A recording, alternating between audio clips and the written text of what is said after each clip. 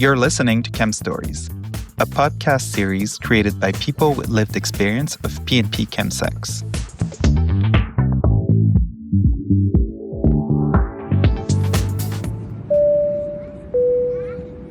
Hello, my rainbow gang. This is Captain Patrice speaking from the flight deck of Chem Stories Airlines.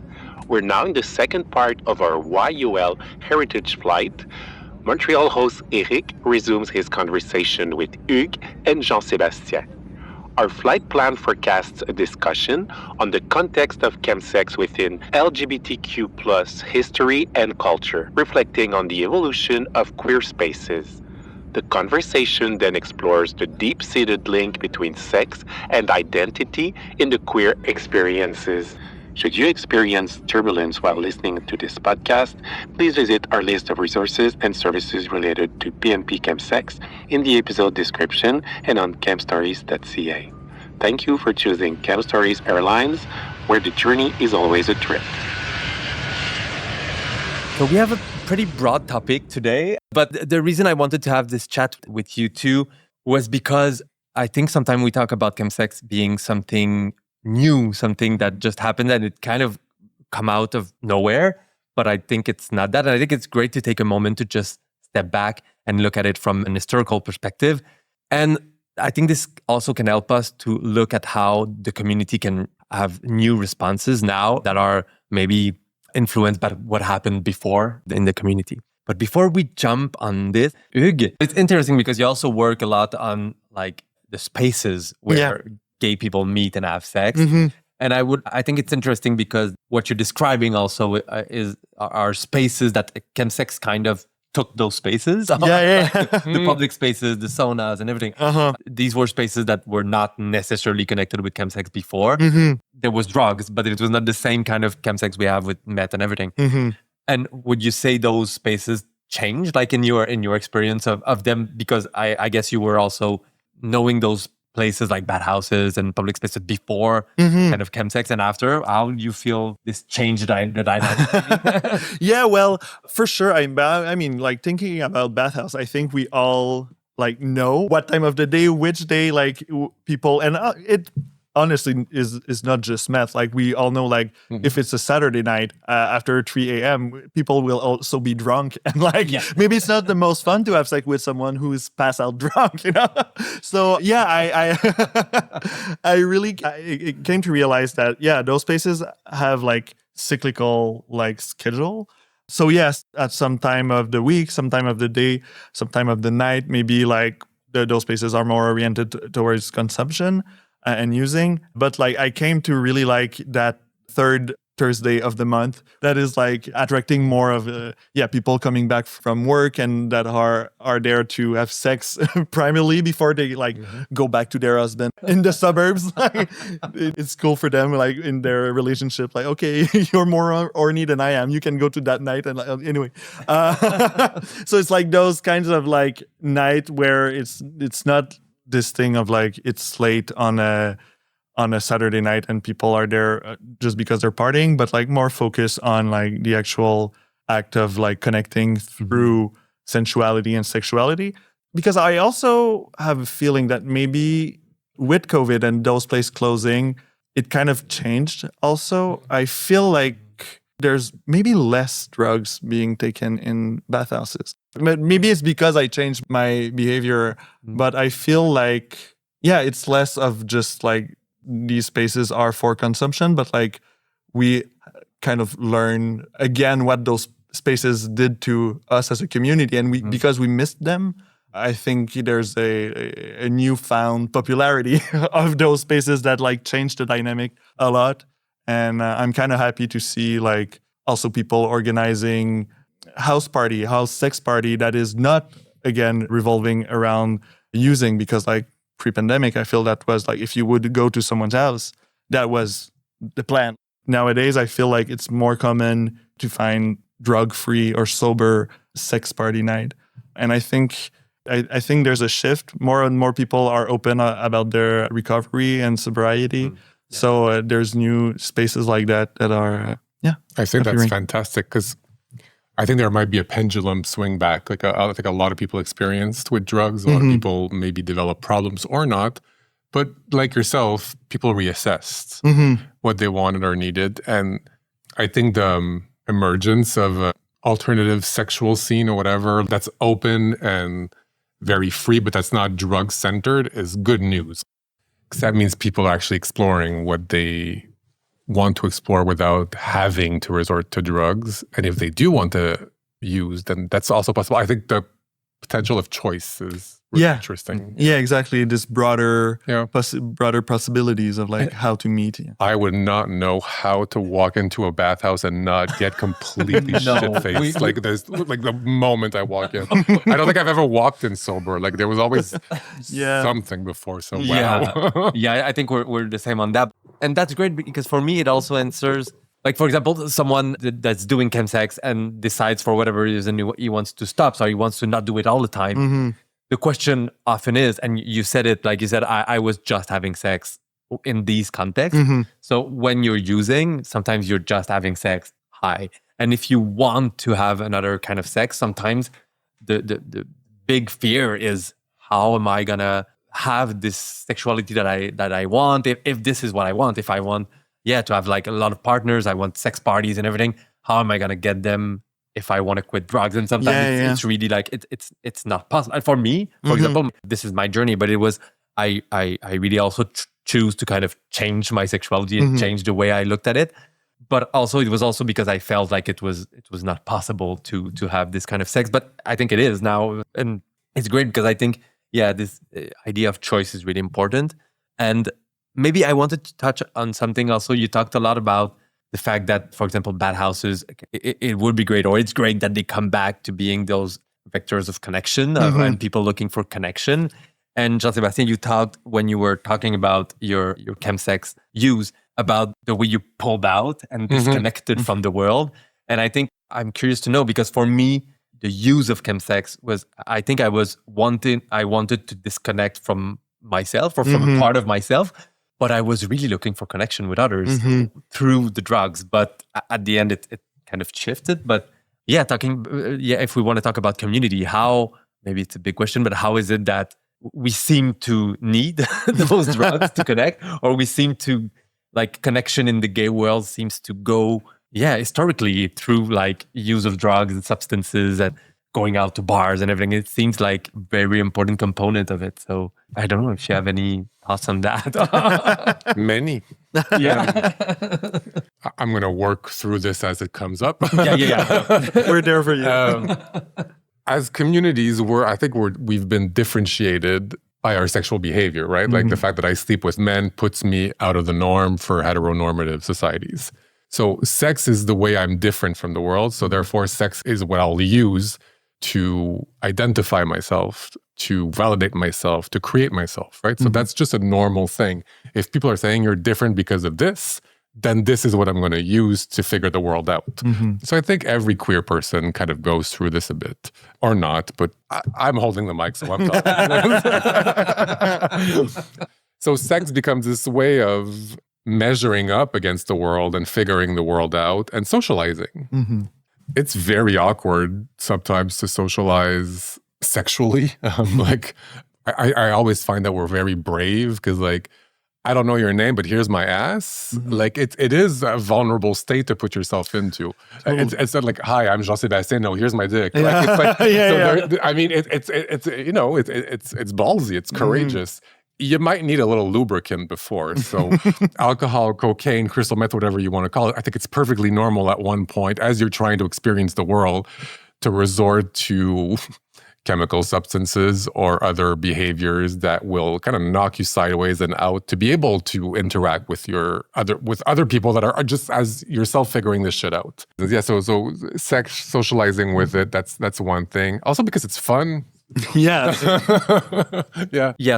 I was just wondering, why maybe does it seem that we kind of need or gravitate around some kind of substance use to connect, and you started answering that, but maybe why else? What else? How come we kind of seem to need it. Like, and if we see from far away, like in time, it always been a bit like that. So I think also historically, there was a period when especially gay men started coming together in more social circumstances before it was okay to be gay. Like it wasn't okay to be gay, but you could still socialize around it. I just remember listening to this podcast on CBC about the village, and these men, I don't know, they were probably about like the first activists, our seniors, our fighters. One of them was saying, we only lived for pleasure because life had sucked. Life had been hard. We had been ostracized. We were forced to marry to like figure out like, so when we actually came out, it was imperfect and all chaotic, but we only lived for fun.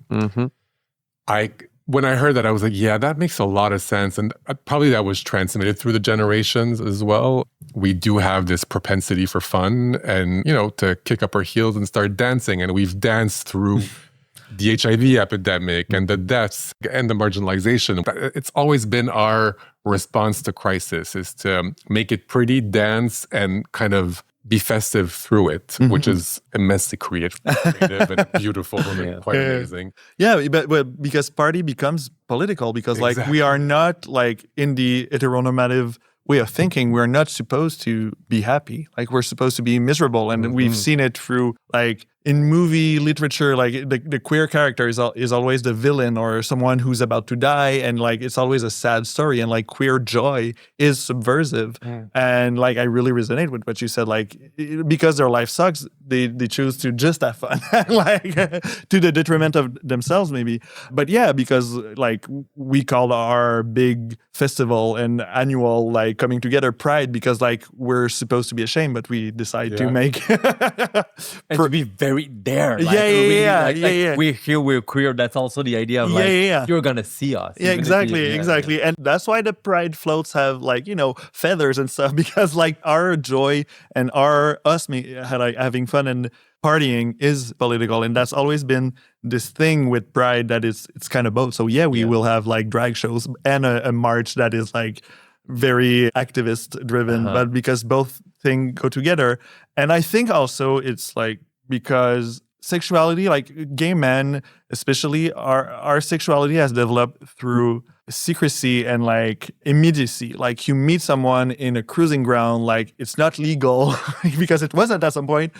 So yeah, you just go for it with anonymity because like you don't have the choice, and you kind of like just go with the flow with whoever is there. Like that's the logic of cruising. It's really like how to capitalize on that moment of having someone at the same place as you for the same reason. So yeah, I think that became the gay bar. We created spaces where we could meet, and it was like easier to have like some commercial space. And that's the big difference between, I think, gay men and maybe lesbian women, or like this divide of masculine and feminine spaces because of like millennia of misogyny. Like women's spaces are all related around home, and men's space is like the public space. Like the men work outside, and like it's safer for men to be out. And yeah, it was really this big divide for millennia. But that's why I think like gay spaces develop outside the home as cruising grounds in the public space, and venues like bars. Also because, again, men could buy a commercial place and have a bank account as women couldn't. And also, but the gay bar is also, of course, it was like, I mean, that's the place where gay men were meeting for always. Exactly. And that's Grindr. Exactly. but it's also, it's a place where, of course, we serve alcohol, but it's also a place where everything that was not legal was there, like criminals and everything. It was also, we needed a place to hide what we were doing. So gay bars were just like, bars were the perfect place. It was the place we could meet up and maybe, well, except when the police comes, but we can do our stuff without being bothered. So it's a way to hide. And there's alcohol there, and there's alcohol and stuff, and this idea closely linked. And this idea of doing it quickly because someone could, like you said, open the door and raid it. So like this, I think this culture of like rapidity and quickness, and like we got to do it. We got to do everything before we get caught. So we have to have sex, we have to like talk, we have to get drunk, and we have to do everything because it kind of might be the last time. So it's like everything is to a 10. And maybe if I would like to kind of segue to we're talking about gay bars and to this idea of like, yeah, we have to do it quick. We do it, we're hidden. And so this kind of connection to the way we were using before. So we were going out, having a drink, and then it became more and more open. So we just continued doing it, but in bigger bars and outside in the streets and everything. But so we kind of took space. And if we go back to subject of this podcast, which is chemsex, I have a few answers that come to mind, but what has changed or not? What's the difference the way we were using in the 90s? I don't know, for example, like where cocaine was really big, for example. And the difference, of course, we can talk also about definition of chemsex, like kind of our own definitions and how we see it. But yeah, what's the difference? What's the difference with what we call now chemsex and the way we were using before? And what's the impact maybe on the community? I think the intent behind chemsex and how we have used it differs not at all. I think it's socially perfectly logical and even acceptable in our cultural norms as gay people and queer people to use whatever substances to make life better, to make life fun, to create the party, to create connection, to escape from one's own trauma. Whatever the reasons, I think it's very valid, just as it was in the 70s or in the 30s. Chemsex, it's just state of things in this modern contemporary era. Where it does differ, where I often speak about, is the potency of it and what it can create around and within a person that's doing it is significantly bigger than what it was or what it is sometimes with other substances. Not for everyone. I was able to manage alcohol semi-okay for a long time. Chemsex and crystal meth took me on my ass. That's how I reacted, but that's also how a lot of people react. I think as a community, we've always experienced people having problems with their ways to escape. Like, I think it's very normal to have problems with crystal meth and chemsex. One should not be ashamed to not be able to master it and control it. She's a hard bitch to take. You're not able to stop it whenever you want. Exactly. But then we always look at it like as an individual thing or a lack of willpower. You're like, no, it's hard for a lot of people. Like, it's perfectly normal to be struggling.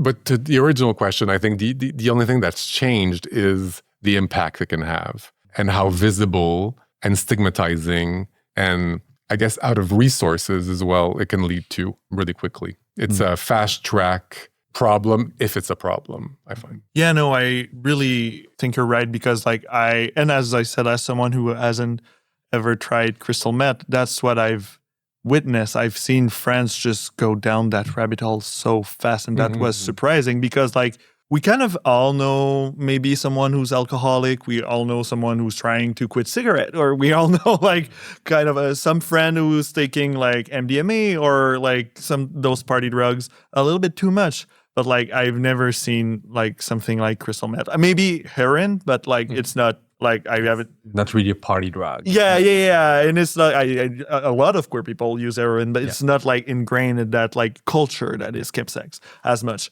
So yeah, I think that's the big difference around it because escapism for sure is part of the narrative there. I think there's also this idea of enhancing sex. To go back to your original question was what's different with meth? And I just remember it came as you guys were talking. While I was working at the clinic doing caseworking, I saw, I think the stats were 175 people from the clinic over a year. So a lot of guys with meth use. A lot of them had said, I have never been problematic with anything. I've always had this really balanced approach to things. I don't drink too much. I do a quarter bag of Coke on Saturday and I'm good for 2 months. These very measured people whom I don't identify with because I don't get it. But these people had their life kind of together, but then they met crystal meth, but then they met crystal meth with sex. And that, to their own experience, to their own tale, they said, I don't know what happened. I just lost my shit. I can't control this. This is too good. And I think that's a big part of the change is a lot more people have been exposed to degrees of themselves that they hadn't seen before, but also degrees of pleasure that had not been available to them before. And what changed is sex became so much more part of the equation. Like, I don't know, when I drank and did a line of Coke at Sky, you had to work really, like, at least 20 minutes to get someone to go back to you. Like, you had to do a little bit of work. You had to get the hookup. You had to talk to You had to talk. Like, I don't know. Maybe not that much. But a little bit, right? Like, but that changes in chemsex because the volume, the potency, the intensity, all that triples, quadruples. Yeah. So that changed. And the community, because you enter a space and like everyone is available doing it, and it's like, and the codes are really clear. Yeah. For me, this was so, I don't know, it was also alleviating. It was easy, like to just know if I do this and I go in this space or I go on this website, I know I'm gonna, and they're gonna know what I want. And it's easy. You don't have to talk. It's very transactional. It's really fast. And but then it gives you for a while, you get what you want from it, and you kind of this plus version of you, of like the sexual you, that becomes kind of this kind of heroic, really powerful sexual being is addictive. But I feel like I kind of relate to that, because like that's also like what I was searching through, like going to these places without even using. It's like this idea of having spaces of like sexual liberties where many men are available, where like we're kind of like teammates, like we are 4 guys on one to make sure he comes or something like that, because it became like almost like sport Olympics, like Olympics of sex, and then we all take a break and we get to talk, and you heard someone saying they're an artist, or another one is like doing a PhD in something, and you're like, oh my god, so many interesting people. Or if you like to talk, sometimes chemsex moments are really good for that. And there's also this idea of like party hopping, like, because like when it's kind of done at one place, you open the app and it's like, okay, where is the next place? And like, so you spend a weekend of like just meeting cool people and having those like pornographic kind of sexual exploits. So I get that it's like exhilarating and it becomes addictive for sure, even without using drugs or meth.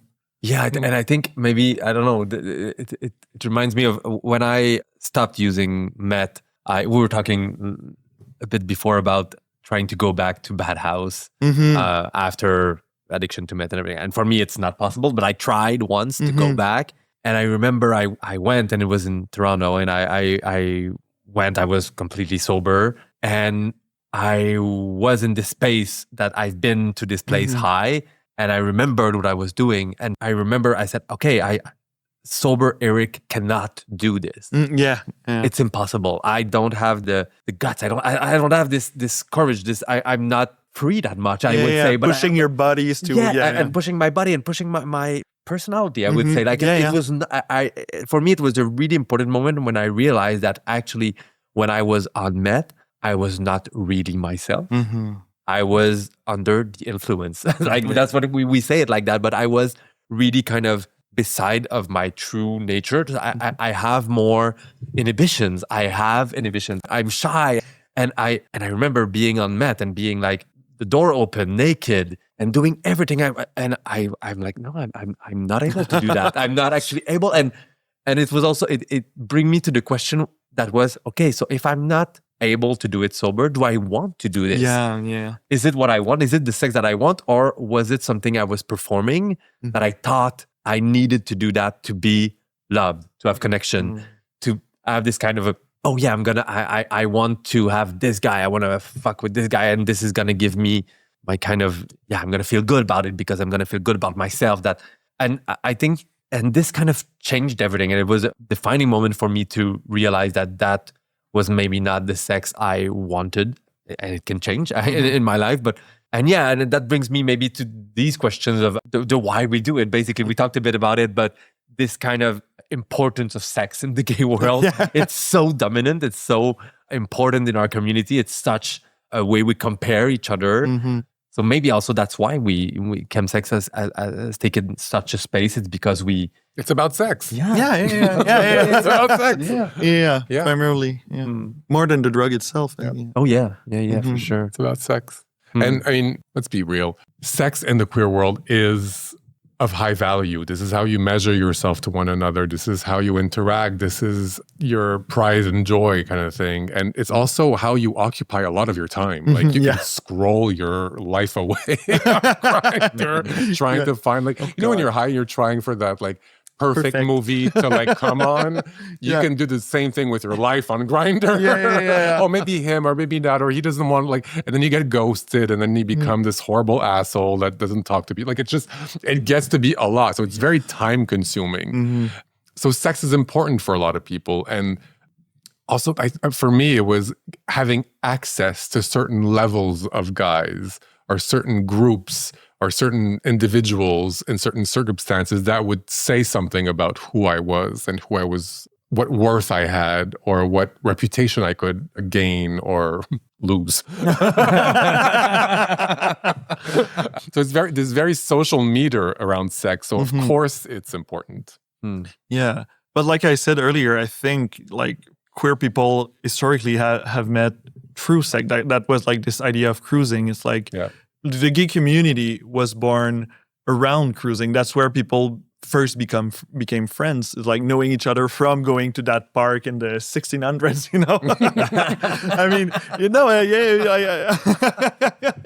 but that's like, I have an image like there's actually great books about it. I'm not even joking, but but so and like, of course it is like, there's a lot of competition around sex and like all this sexual capital and like this, like if you're a muscle queen or even if you're a bear, but like this specific type of like body fat makes a great bear. And the other one is like, there's like, there's so much competitiveness, but like, I think also the sociability that is created around anonymous sex in the queer community and gay community, maybe mostly, is still very unique.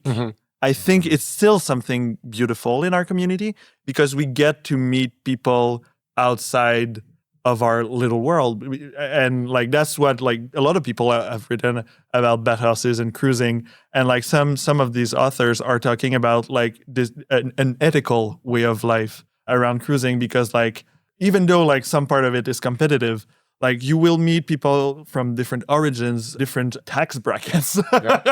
Like this idea of anonymity makes you meet people, and like through sex, you create intimacy, and then you get to know the person after sex. And like you said, it's a lot of vulnerability in that. And I think it creates some types of connection that are very unique, and this openness, because like to open to someone that will remain a stranger. That's like the quote from the book. It's Tim Dean, who's actually talking about bareback sex pre-PrEP. It's like a book he wrote in 2008, I think.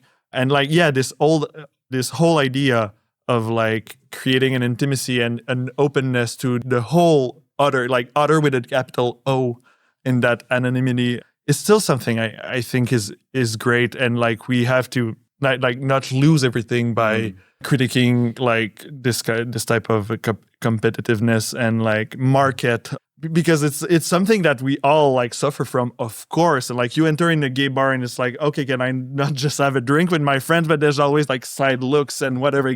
Can we take a break of like just like trying to find the next hot man? Yeah, and I think, chemsex gives an answer to that. There's this article of Leon Fox. There's two titles, but the one is like the 4 reasons we love meth. And one of those is that it levels the field. Everyone kind of, it's a kind of equalizer. It kind of, because then you meet at a party, in a bathhouse, and basically when you're doing chemsex, you're gonna have sex. Everybody's gonna have sex at some point. Like, everybody wins, It's gonna happen. You get sex. You get sex. So and there's this kind of, and I think it's a break from exactly what, can we have a break? I mean, I was really feeling like, when I was doing chemsex, I remember it was really difficult for me to go in gay bars.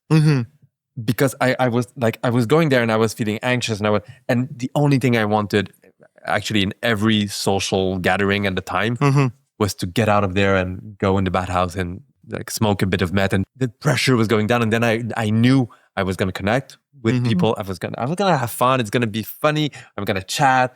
I'm gonna meet some new people, and I'm not gonna be stressed about. I'm not gonna be shy about it. So I think this dream of the gay community is really in some kind of way happening in chemsex. And then, of course, for me and also for Jean-Sébastien, it derailed and it went really bad after, because we know all the bad consequences of it. But we have to talk about, I think, exactly what you were talking about, which is why we do it.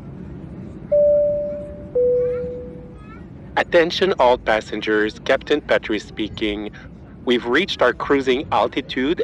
We're now approaching the third and final leg of our YUL heritage flight, where Montreal host Éric wraps up his conversation with Hugues and Jean-Sébastien as they tackle the pressing question of community response to chemsex. More compelling stories await. Subscribe to stay updated. If you've encountered turbulence while listening to this podcast, please refer to our list of resources and services related to PNP chemsex in the episode description and on chemstories.ca.